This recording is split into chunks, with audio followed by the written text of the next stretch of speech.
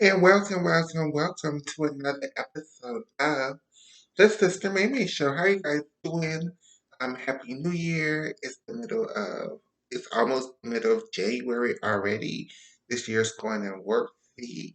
And I think I have a nice juicy topic for us today.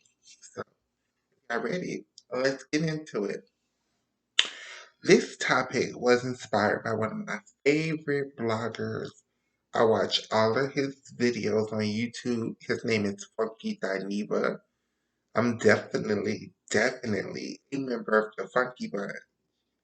And he was doing a series of videos talking about, well, he's a black gay man, so his first video was about, the things he thought that was wrong with the black gay community.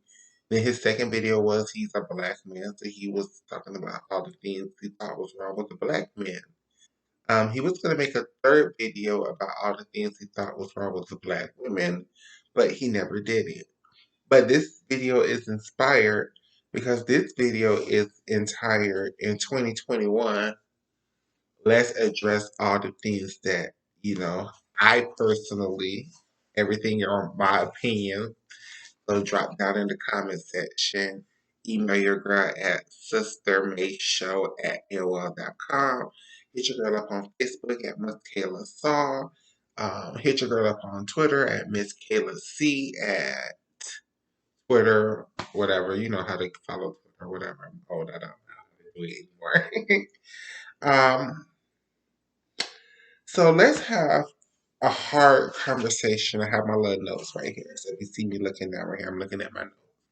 Let's have a hard conversation about the things that need to be addressed in our trans community and the things that need to be fixed. Um, the first conversation I want to talk about is this never-ending battle of, this trans woman versus that trans woman, or pre-op versus post-op, or um, GNC non-binary versus binary transition, or all of these conversations that are never ending, are almost pointless, and we just need to understand that either we need to not have these type of conversations anymore, or understand that, and this is where I hope that we're going, that these conversations are opportunities for growth. These conversations are opportunity for understanding.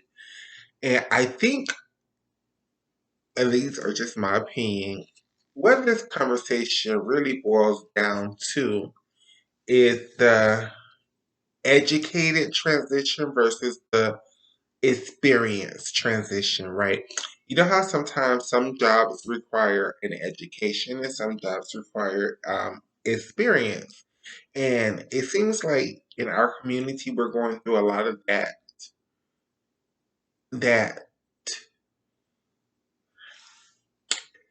there's a certain older generation, my generation and before me. I'm going to be 40 this year. So my generation, people who were born in the 80s and before me, right? That education taught us that we were wrong. Education taught us that we had some mental disorder. Education taught us that we need to be hid away. Education taught us that when we go seek therapy, they're just going to put us on disability and hide us from the rest of the world. And yeah, we could play in wigs and makeups and do all this shit, but we shouldn't go out in public and force the rest of the world to accept who we were, right? So, a lot of us girls who are a little bit older than you, girls who were born in the 90s and late 80s, and who just didn't have these same kind of struggles, we had to create our own truth, right?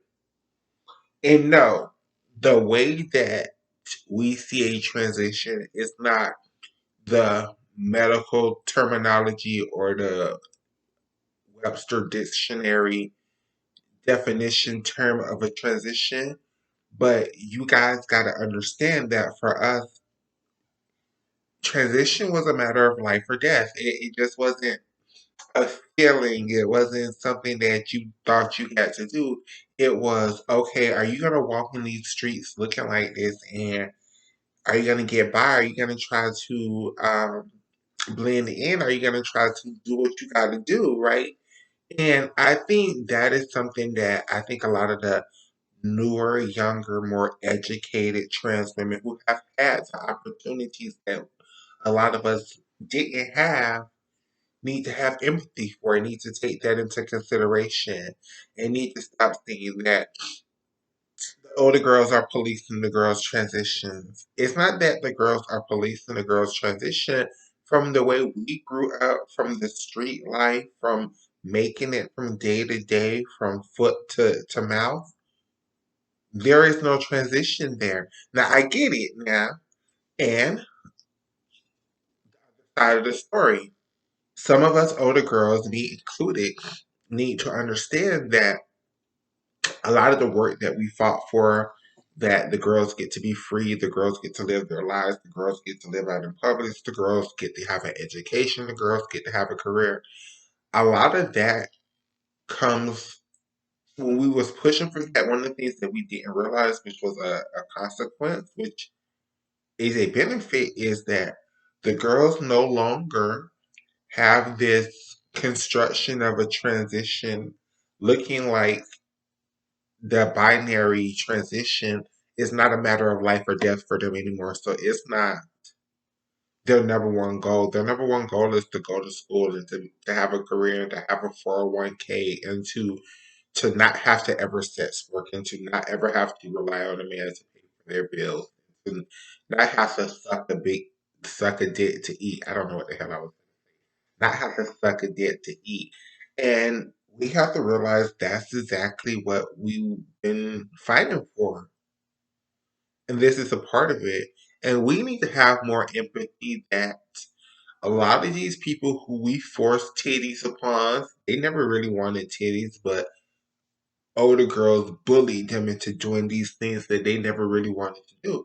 If it was up to them, they probably would live in the GNC or probably would live in the non binary and still feel like a total and complete trans woman. And to them, they don't understand why we are still trying to push living in a binary when for them a transition is way beyond living in a binary. They want everything. They want not just to have the rights of womanhood, they want to have the rights of everything. Whereas for a lot of us, it was just about being a woman. That was just it. It was just about being a woman 24/7. I need to be a woman. That was it. That was the dysphoria. It was I don't want to be caught. See, the thing is, being caught, it's just not even just about life or death. It's just very embarrassing that you think that you've done all of this work and people can still see who you are. Excuse me. Now, a lot of that comes from living in your hometowns where people who already knew you pre-transition, like they already know who you are, so it's going to be hard for them to accept who transition to be. But a lot of that is the dysphoria. And one of the things that I have a hard time understanding is how can some of these people call themselves trans women but be on national platform not presenting as a woman? That's just something that I personally struggle with. And I'm trying to, through my show, through our conversations, through our chats, get there. It's just a hard process. Now, look at me. I'm not saying that I'm the most passable, beautiful, sexy trans woman in the world. Of course not.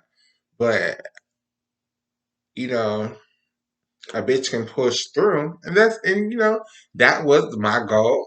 And it's just pushing through in life. Shit. Like, I don't need to be Holly Berry. I don't need to be Naomi Campbell. I don't need to be Nicki Minaj. I don't need to be Beyonce. I just need to be Makayla. And that's just all I ever wanted. Um, so I think that going back to the first topic, because trust me, that's just the first topic. It is a hard, hard, hard educational empathy. not being right or wrong, because that's it. We have to stop trying to be right or wrong when it comes to a transition, right? We just have to understand that different people are gonna have different opinions about this conversation, and it's okay. And like I said before my last show, I think the difference between this and, I'm not telling non-gender, non-binary people you shouldn't go into the women's restroom. I just am saying that,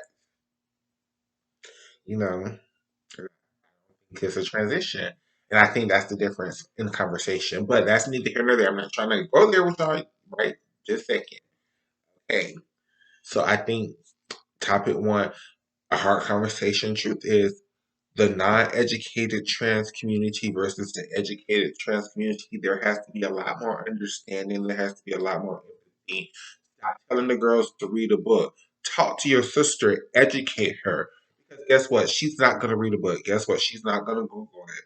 So guess what? She's got just because she doesn't choose to read the information, if you know the information, talk to her. Talk to her until you're blue in the face. Like, why won't you be a good community person, a good community member, and spread information if you know it? I'm sure if you tell her, eventually she's gonna pick up a book, or eventually she's gonna Google it. But if you just tell her once and then be like, "Oh, girl, you should know it, and you should Google it," Google. I don't know what I just said. Lord forgive me. You should Google it. Then how can you expect her to educate herself on the community? And that goes into topic number two, older girls. We have to stop being so mean, so belittling, so dismissive of these younger girls. We have to stop calling their transition popcorn.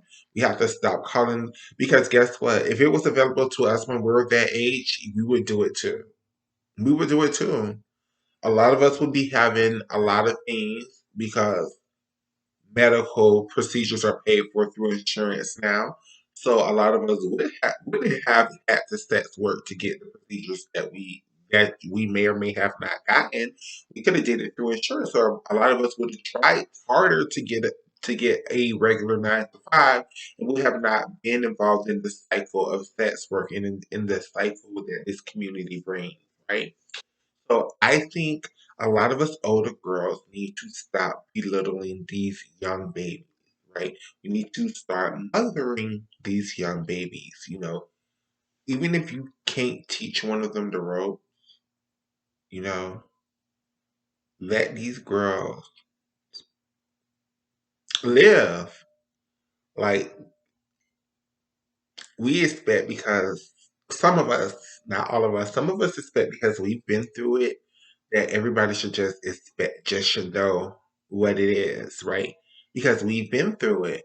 We expect that, okay, if I've been through it and all of my friends have been through it, well then girl, you should know, right? But guess what? She has never lived that experience before. Maybe all of you and all of your friends have lived that experience. So stop belittling, teach, educate, mother these baby girls. Like, stop judging so hard. Like, stop forcing things upon these girls that they're not ready for. Stop belittling these girls. Stop. The tongue is a very dangerous sword, and a lot of us has cut. Let's be real. A lot of girls don't even like other trans women because they think the trans community is mean, is bitter, is jealous. And guess what? It is. It is. The trans community is mean. It is bitter. It is jealous. Full of reads. You think by reading somebody down, we're helping them. You're not helping them. You're causing to their dysphoria. You're causing to their anxieties. You're causing to them their own personal transphobia. A lot of you girls don't like other trans women because you don't like yourself, so you don't like another representation of who you are.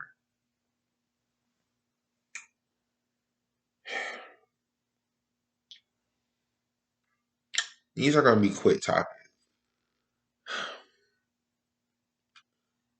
A lot of trauma through the ballroom community, through the pageant community, and through the sex worker community.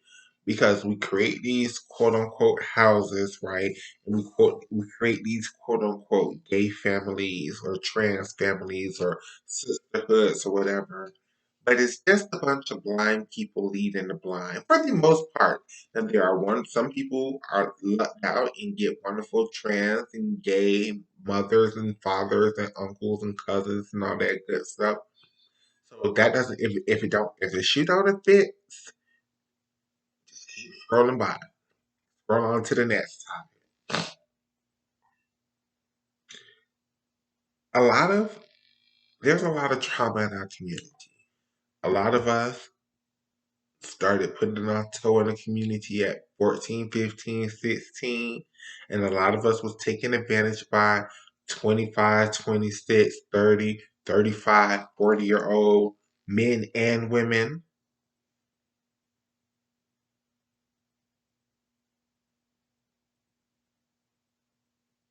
The person who I look at as the person who brought me into being the person I am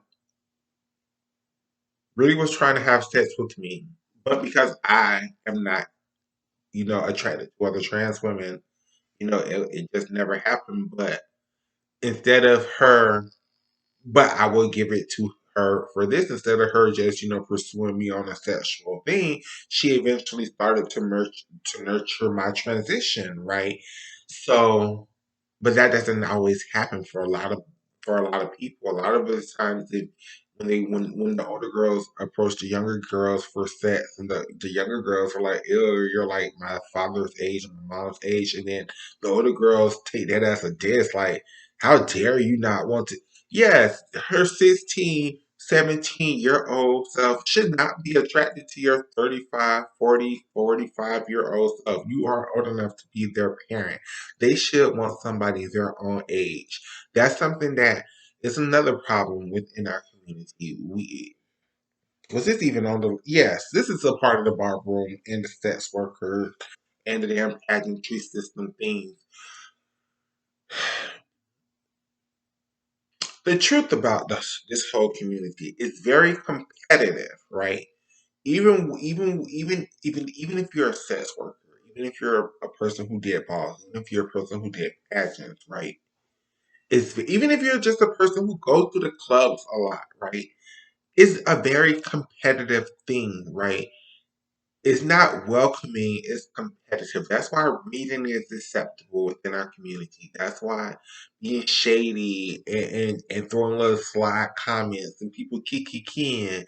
And that's why a lot of people friendships don't last because all of those slick jokes and all of those sly comments and all of those slick reads, they really cut some people to the core.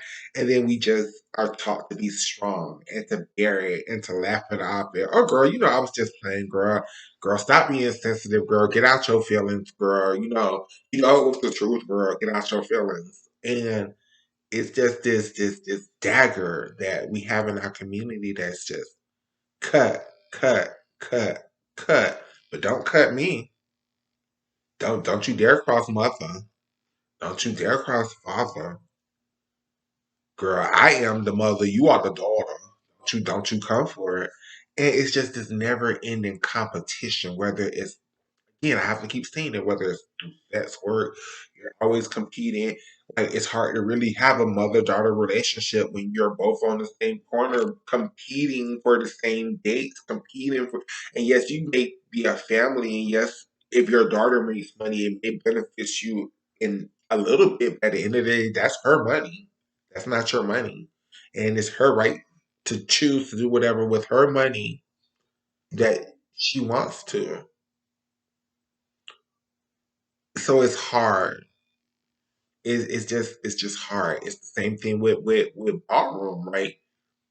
I guess I don't know what bar I don't know ballroom culture. So my sister Niambi or any of my other ballroom friends, you can correct me in the comment section if I'm saying this wrong, but it's a never ending competition. Yes, that may be your sister, but you're still competing for the same titles. You're still competing for the same prize money at the end of the night, right? So yes, you may like her, yes, but you want to win, right? Who doesn't like no matter what you want to win, right? Either you want to win the crown or you want to be the one to get in the car with the man or You want to be the one to get the crown at the end of the night, or you want to be the ones who get all the tens and I don't know, win prize money at the end of the night. I don't know what talking pageantry system. I mean, in the ballroom system. I'm sorry, sisters. I'm sorry. So it's just this never-ending competition, right? So it again goes back to the belittling of the older girls to the younger girls. The older girls see these younger girls, and we see how fast they transition. And this is the thing that we always say popcorn, these popcorn transitions, right? But we can't say these transitions are clocky because they're going to the medical doctors and getting medical hormones, and they're not just getting them off of Amazon or from your sister who got all these broken like and these transitions are surgical transitions either. They're just really mostly hormonal transitions and really good lace fronts and there it's amazing to see these young girls go from little boys to beautiful women within a year process and you've been struggling your whole life and you like don't feel like you've achieved what these girls have achieved. Let me tell you something. It is one. I'm not gonna say who she is, 'cause I'm not jealous of her. But I remember her when she first started transitioning to where she is now, and it's just like it's been a year and a half, maybe 2 years, really, and it's like, well, damn, like, fuck, like, god damn, bitch, birth control, don't do that shit. But and it's just like, guess what, sisters? Guess what? Guess what? We should be happy for these girls. And it shouldn't be a read. We should be happy for them that they're able to do these things that we couldn't, or we're just not being able to do because that's what we've been fighting for. They're just benefiting from all the stuff that we've been fighting for all these years, and we can't be mad that they get the benefit from the things that we've been fighting for. We just can't. Um, there's a lot of trauma within this community that okay, this is where this whole conversation started. Molestations,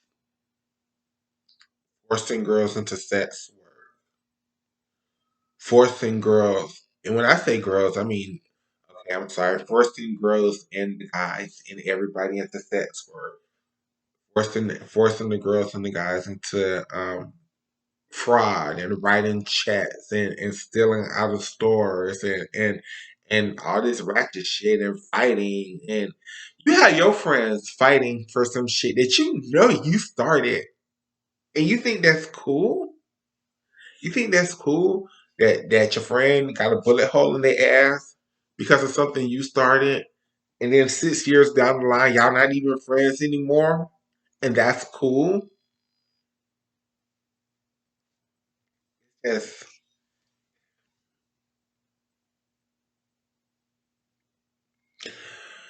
We also need to address this is specifically trans related. I know this is an issue for all of the LGBTQ community, but I'm talking to my trans sisters in this one. The sex addiction versus the validation thing, demon, monster within our community. A lot of us girls get our validation from the amount of men that think that they want to fuck us. We don't want. It's too much of a risk to fall in love with a man. It's too much of a risk because your feelings get hurt. Like you'll play with a trade, and if he break your heart, you'll go through the process of breaking windows, and you really don't love him because you're easily when you really love somebody, you're not trying to replace them. You're trying to fix some shit.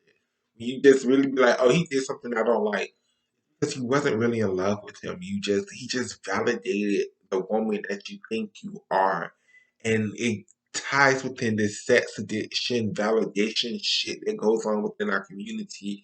Like, and let's keep it real. Let's keep it real. Let's just fucking keep it real, sisters. If we want to say why the trans women are dying, it's because we are dying for our validation.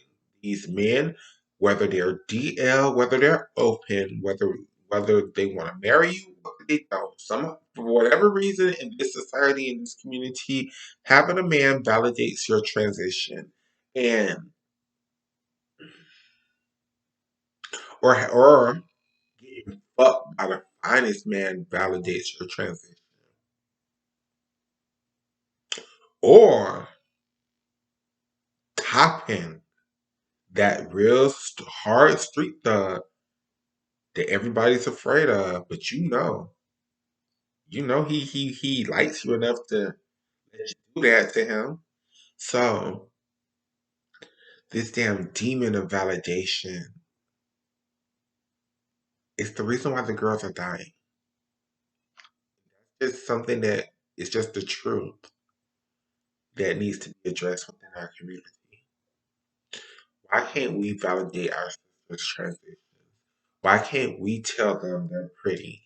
And then why, when you do, why still is that not good enough? Why still then do you need a man to come and validate your transition? Why then still do you need somebody other than yourself, other than the Lord Himself, to tell you that you are who you are?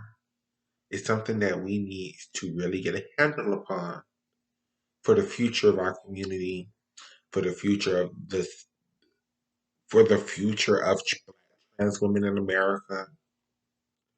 We need to get a handle on this damn sex work equals validation.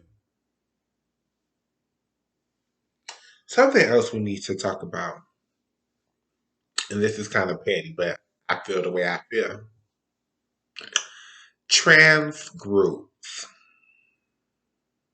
Now, for those who know me from Facebook, those that from 2010 till about 2012 till about 2000, I created a bunch of trans groups via Facebook.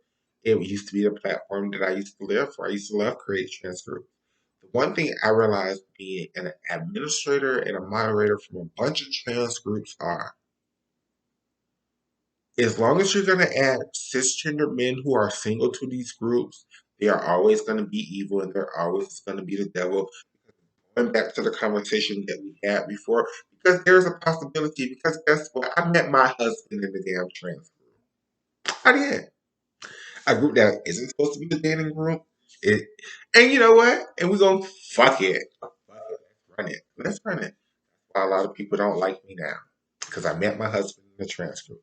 At one point in time in this trans group, a bunch of people coupling up and forming relationships, but most of those relationships have ended. And me and through thick and thin, we survived. We're surviving and we're going to survive forever.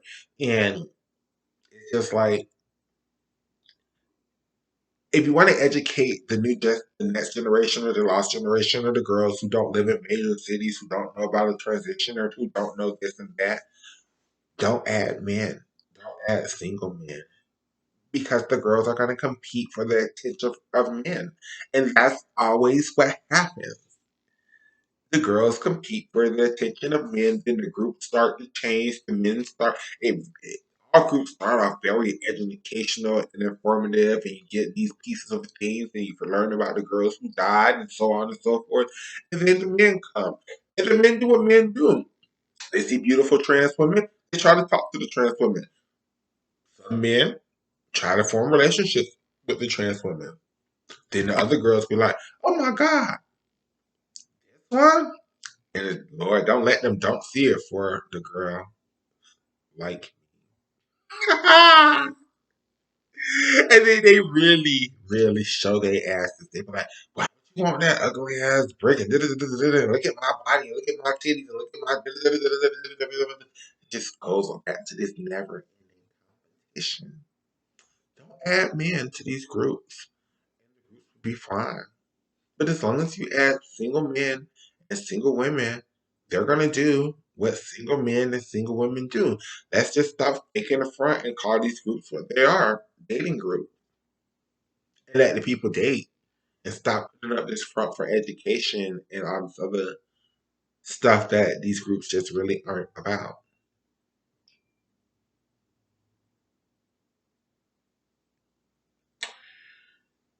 Two more topics. This is a rather lengthy video. I hope y'all watch. I hope y'all subscribe. Drop your girl a cash app. Your girl cash app is $ Makayla 813. Um, let's do this. Um, One of the things with this community, the entire LGBT community, we as trans women, some of us don't feel like we should be excommunicated from the community or, just have our own separate community because a lot of us feel like we raised the gay community as a whole. Raised trans women, gay men, lesbian women, trans men. And why should we not be a part of the family that we created, right? But let's keep it real. There's something else I just really got to think of. A lot of trans women, when they get to a certain level of passability, when they get to a certain level of status, when they get to the man that they want, they kind of abandon the community. They leave gay men to fill the spots of the roles that they created, right? And gay men just aren't going to have the same nurturing, loving nature that trans women have. I'm not saying that they can't. I'm not saying that they don't do good jobs at raising their trans children or gay kids. I'm not saying that they don't. I'm just saying that we're women, they're men. So when we abandon the community, after we raised the community, after we created this community, it do create this backlash of, oh, she thinks she's better than us. Oh, she have a dick like me. I don't know why she thinks she's better than me. Hey, hey, sir, hey. And then a lot of the times we as trans women, we don't understand where that backlash comes from, but it's that they have abandonment issues from a lot of trans women because a lot of trans women raised them to be who they are, and then when the trans women get the man that they wanted, the titties that she wanted, the pussy that she wanted, the hips and the ass that she wanted. She said, deuces to y'all faggots. I'm no longer a faggot like y'all. I'm now the woman that I always thought for myself. I'm finna go over here and live my life to be a woman. And they kind of have abandonment issues from us because of that. That's just something that we need to keep real. Well, this video is way longer than any video that I've posted. I hope you guys like, comment, and subscribe. And I'll see you guys in the next video. Bye-bye.